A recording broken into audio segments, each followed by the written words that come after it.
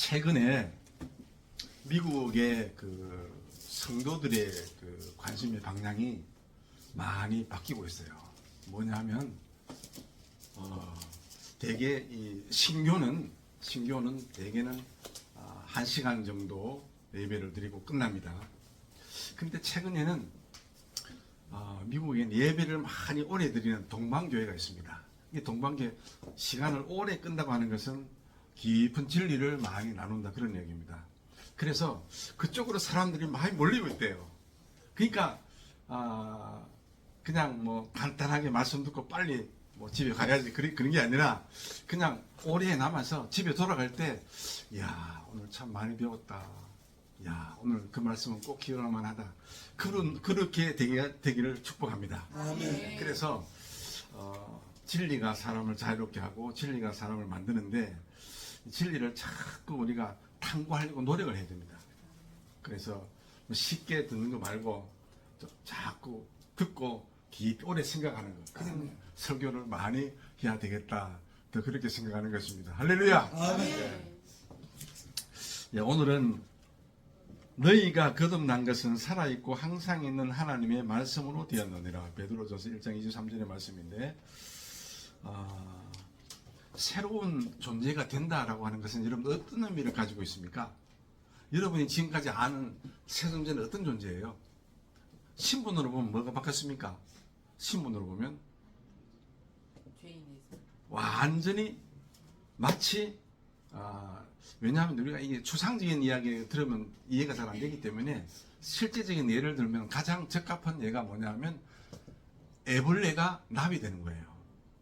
애벌레가 이렇게 딱 그 움트고 들어가서 시간이 조금 지나면 딱 날짜가 지나면 그냥 나비가 되지 않습니까? 그러니까 본질은 같아요. 본질은 같은데 아무튼 애벌레가 이제 나비가 되는 게 결국은 신분도 변화되고 관계도 변화되는 거예요. 그러니까 우리가 새 사람이 되었다라고 하는 것은 이제 애벌레가 나비가 된 것은 하나님 우리 아버지 관계가 바뀌는 거예요. 합평한 자가 되고. 그래서 새로운 신분을 얻었으니까 이제 어떻게 살아야 되느냐. 온갖 삶이 다 변화가 됩니다. 뭐 삶의 방향도 바뀌고 관계도 바뀌고 또 성품도 바뀌어야 되고 정말 할 일이 많아요. 그러니까 성품이 바뀐다. 이것은 참 중요한 얘기입니다. 매일매일 사도 바울은 뭐라 그랬습니까? 나는 매일 죽노라 그랬습니다. 근데 그 말은 나는 예수님의 성품을 깨닫기 위해서 배우기 위해서 나는 항상 변화되고 있다. 항상 바뀌고 있다. 그 이야기를 하는 것입니다.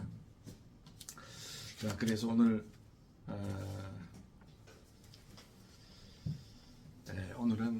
로마서 5장과 6장과 7장과 8장에 걸쳐서 새로운 사람이란 어떤 것인가, 어떤 것을 말하는가, 거기에 대해서 좀 이야기하도록 하겠습니다.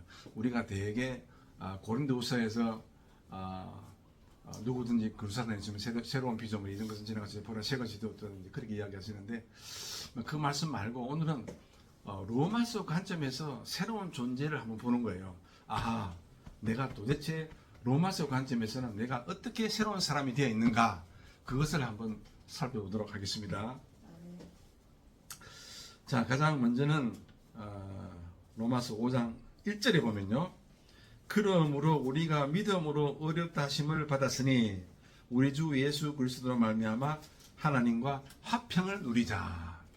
그러니까 하나님과 제일 먼저 화평을 누리는 그런 존재가 바로 새로운 존재라는 것입니다. 그래서 우리가 다시 한번 내가 어떤 존재이냐 그것을 다시 한번 깨닫기를 원하고, 아무튼 이 5장 1절을 통해서 하나님과 나는 화목한 관계가 되었더라. 그것을 다시 한번 생각을 하시고, 그 다음에 하나님의 은혜를 받아서 사는 자가 또 새로운 존재입니다. 로마서 5장 2절 한번 볼게요. 또한 그로 말미암아 우리가 믿음으로 서 있는 이 은혜에 들어감을 얻었으며 하나님이 영광을 바라고 즐거워하느니라.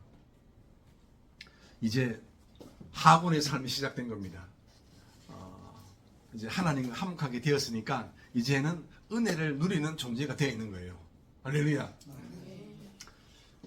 그래서 계속 하나님과 화목한 관계, 거기서는 끝났고 1절은 끝났고 이제 2절로 넘어가는 거예요. 2절로 넘어가서 이제 우리는 하나님과 은혜의 관계, 은혜를 받는 삶이 굉장히 중요합니다.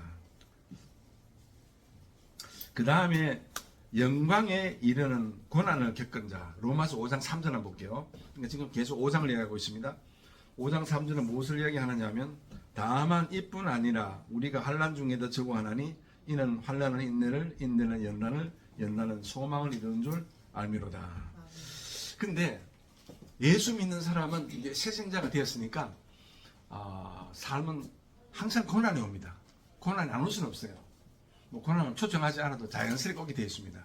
근데 그 고난이 왔을 때 어떻게 내가 바라볼 것이냐. 여러분, 고난이 오면 어떻게 지금 대처합니까? 그냥 기도합니까? 주여, 이 고난에서 벗어나게 해주세요. 막 저 보따리 싸들고 기도원에 가서 뭐 기도도 하고 물론 해야죠.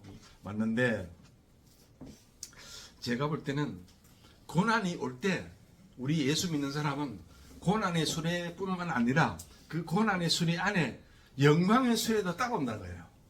이걸 깨닫는 게 중요합니다. 두 수레가 동시에 와요. 근데 고난밖에 눈에 안 보입니다. 이 고난의 수레와 영광의 수레가 같이 오더라. 이게 계속 고난의 수레를 자꾸 벗기고 보면 그 안에 영광의 수레가 소복이 앉아있더라. 근데 결국은 나중에 이 또한 지나가리라. 나중에 영광의 수레가 오게 되어 있습니다. 뭐 작년에 저는 정말 고난의 수레를 한번 받았는데 아내가 갑자기 없어지니까 너무나 고통스러운 거예요. 지금도 늘상 생각이 나고 고통스러운데, 근데 사실은 주님 분명히 고난의 수레 안에 영광의 수레가 들어있는데 그걸 알겠는데 이해는 가는데 그러나 피부에 와닿는 건 없습니다. 이거 어떻게 하면 좋습니까? 그래서 특별히 이번 주에는 생각이 좀 많이 났어요. 그래서 고난의 수레가 왔을 때 이것이 곧 영광이 된다. 그날이 곧 옵니다. 그래서 이러면 고난이 와도 꾹 참고 견디세요. 그래야 고난의 삶이 가치가 있는 것입니다. 그래서 고난은 신비와 같습니다. 올 때도 인사도 없고 갈 때도 인사도 빠빠이도 없습니다. 그냥 왔다 그냥 가버립니다. 그래서 고난을 우리가 잘 견디는 게 좋겠다. 그래서 새 사람은 고난이 와도 고난과 동시에 영광을 바라본다는 거예요. 그러니까 우리 예수 믿는 사람은 눈이 동시에 두 개를 가지고 바라봐야 돼요. 하나는 고난의 눈을 바라보고 하나는 영광의 눈을 바라보고. 사실은 쉽지 않아요. 저도 말은 이렇게 쉽게 하는데 누가 고난을 좋아하겠습니까? 그러나 고난은 반드시 영광과 함께 온다. 그것을 꼭 기억하시기 바랍니다. 그 다음에 이제 5장 11절 마지막입니다. 예수 그리스도 안에서 즐거워하는 자, 그뿐 아니라 이제 우리는 화목하게 하신 우리 주 예수 그리스도로 말미암아 하나님 안에서 또한 즐거워하느니라. 근데 여러분 주일날 왜 옵니까? 제가 묻습니다. 주일날 여러분 왜 옵니까? 뭐 받으려고요? 은혜를 받으려고요. 만약 여러분 은혜를 못 받으면 이게 엉터리가 되는 거예요. 그러니까 대부분 사람들이 주일날 왜 오냐? 이거 은혜 받으러 오죠. 말은 맞습니다. 전혀 틀린 말은 아니에요. 근데 제가 여러분이 묻기는, 주님, 저는 예수님이 좋아서 교회에 나옵니다. 그러면 은혜를 받든 은혜를 받지 않든 항상 그 예배는 즐겁고 복되고 아주 행복하게 되는 것입니다. 할렐루야. 그래서 나는 예수님이 좋아서 나옵니다. 주일날 예수님이 좋아서 나옵니다. 이 은혜를 받기 위해서 그 말은 반은 맞고 반은 틀려요. 근데 언제나 항상 은혜 받을 수는 없습니다. 근데 오늘은 뭐 은혜를 다 받겠지만 은혜를 받는 날도 있고 못 받는 날도 있습니다. 그러니까 은혜 못 받는 날을 생각해 보면 나는 예수님이 좋아서 나온다. 오늘 이거 하나만 건져도 되지만 큰 걸 건져주십시오.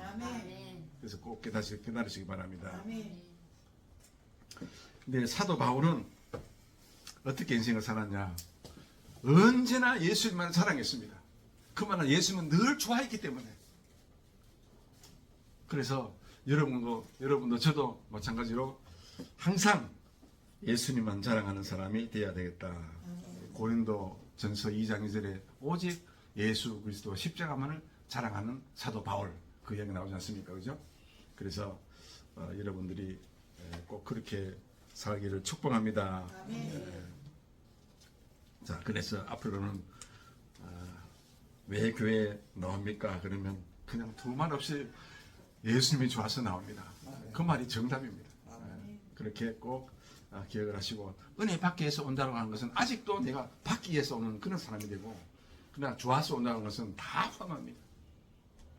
언제나 우리는 예수님이 좋아서 나는 교회에 나온다. 그 다음에 이제 로마서가 이야기하는 새로운 사람이 바로 6장이 나옵니다. 6장 이제 5장 끝났고요. 5장 끝났고 6장에서는 연합은 기독교의 최고 예술이다. 여러분 말이 됩니까? 연합은 그리스도와 함께 우리가 연합된 자입니다.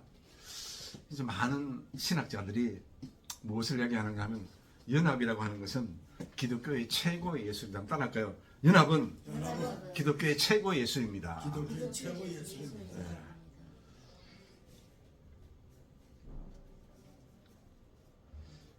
로마서 6장 3절에 보면 무릇 그리스도 예수와 합하여 세례를 받은 우리는 그의 죽으심과 합하여 세례를 받은 줄로 알지 못하느냐.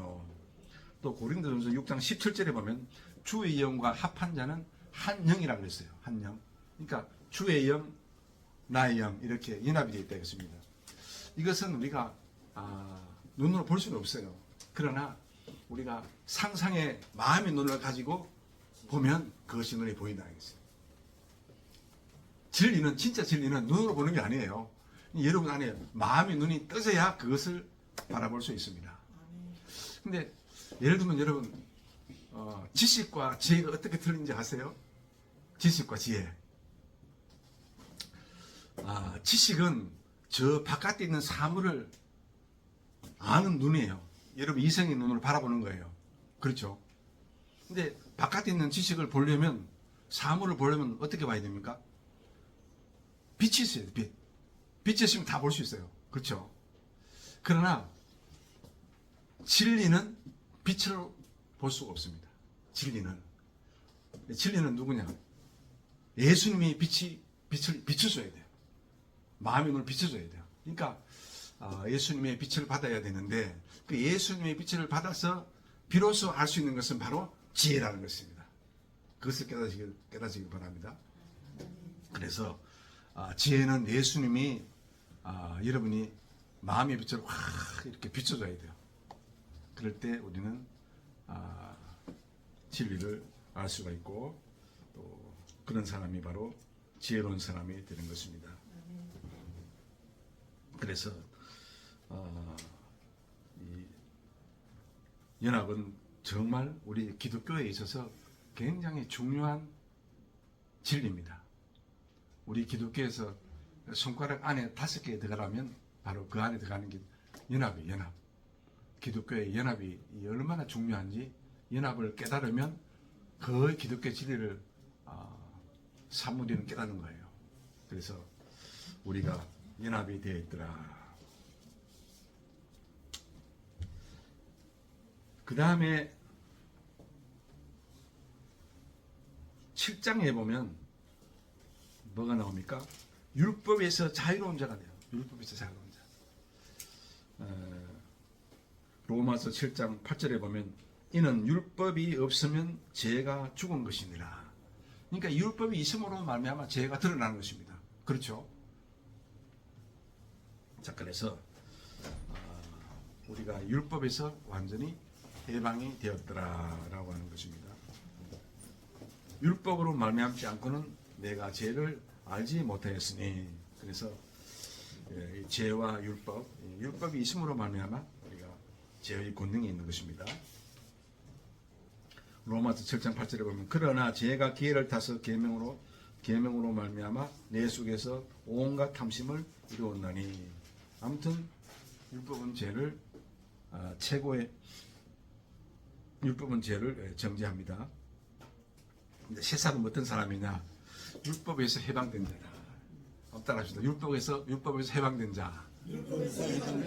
그러니까 여러분과 저는 이제 첫 번째는 뭐라고 했습니까? 하나님과 화목된 자가 되었고, 그렇죠? 그 다음에 두 번째는요, 예수 그리스도와 연합이 되었고, 그 다음에 세 번째는 이제 율법에서 해방이 되었더라. 그 다음에 이제 마지막 네 번째가 무엇입니까? 성령의 사람이에요. 성령의 사람. 그러니까 성령의 사람이 바로 새 사람의 아주 본질이 되는 것입니다. 새 사람은 육신의 행실을 죽이는 것이다. 성령의 능력으로 육신의 생각에 씨를 말려야 되겠다. 그런 얘기고, 아무튼 우리는 몸의 행실을 죽이고 살아야 되겠습니다. 근데 사실은 가장 힘들고 어려운 것이 바로 이 육신의 행실을 죽이는 거예요. 죄를 죽인다, 그런 얘기를 쓰는데 사실은 그 삶이 참으로 우리 삶의 본질인 것입니다. 그래서 어떠하든지 우리는 육신의 행실을 죽여야 되겠다. 근데 요한복음 14장 20절에 보면 우리가 성령 충만하다는 말을 표현을 쓰잖아요. 성령, 야, 오늘 당신 성령 충만하다. 야, 얼굴로 보니 뭐 얼굴이 뻘겋고 아주 은혜를 많이 받았다. 대인지 그렇게 표현하는데, 근데 사실은 이 요한복음 14장 20절에 보면 그날에는 내가 아버지 안에, 너희가 내 안에, 내가 너희 안에 있는 것을 너희가 알리라. 이 말이 굉장히 중요합니다. 성령 충만을 이해하는 데 있어서 이 구절을 빼버리면 우리는 아무것도 아니에요. 여기서 그날은 언제입니까? 그날은 오순절날 성령님 오시는 그날이에요. 그렇죠? 그날이 오면 말이에요. 성령님 오시는 그날은 내가 아버지 안에 있고, 또 너희가 내 안에 있고, 내가 또 너희 안에 있고. 이거 여러분 이해됩니까? 이 말이 굉장히 형이사학적이죠. 이 말은 쉽게 이해할 수가 없습니다. 그러나 눈 지그시 감고 믿음으로 받아들이는 거예요. 여러분 뭐 어떻게 예수님 안에 있습니까? 눈으로 봤어요? 그걸 증명할 그 있습니까? 그건 할 수 없어요. 그러나 성령을 받으면 그것을 이해하는 거예요. 그러니까 그날에는 바로 성령 받는 그날은 내가 아버지 안에 있고, 또 너희가 예수님 안에 있고, 예수님이 또 우리 안에 계시나. 그러니까 상호 내재, 신학적인 표현으로는 상호 내재라는 표현을 씁니다. 서로 안으로 이렇게 깊숙이 내재하는 삶. 이것이 바로 성령 충만의 의미입니다. 그러니까 아버지와 예수님과 내가 하나 되어서 그 안에서 있는 삶.